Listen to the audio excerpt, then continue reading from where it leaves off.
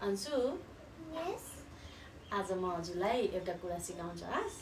Horse Mamu. You are BOB What does that mean?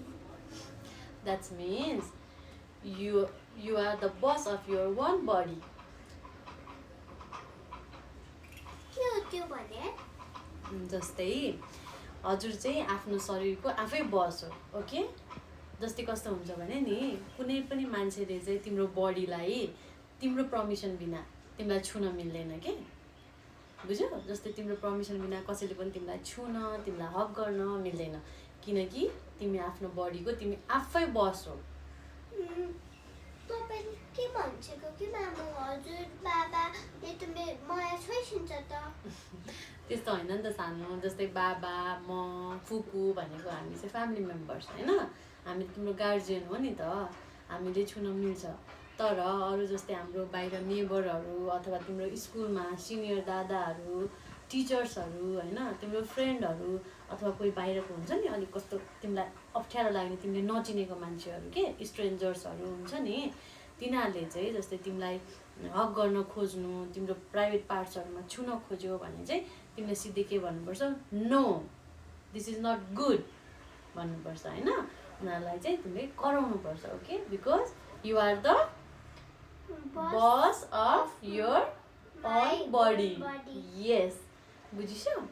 अनि जस्तै कोही कोही मान्छेहरू चाहिँ कस्तो हुन्छ भने जस्तै बच्चा छ नि त तिमीहरू त अनि फकाएर अब म तिमीलाई क्यान्डी किनिदिन्छु तिमीलाई टोइज किनिदिन्छु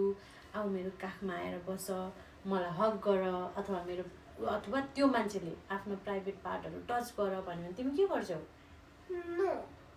नो भन्ने सिधै है अनि त्यो मान्छेहरूले होइन यो कुराहरू कसैलाई भन्नु हुँदैन don't tell your mamma papa okay that's our secret भन्यो भने तिमी सिक्रेट राख्छौ त्यस्तो कुरा म त हजुरले सब चिज सेयर गर्छु नि मम्मा अनि त्यो कोही मान्छेले त्यसरी भन्यो भने तिमी कसरी त्यो मान्छेसँग चाहिँ डिल गर्छौ त म त हजुरहरूलाई भनेर पुलिसलाई बोलाउँछु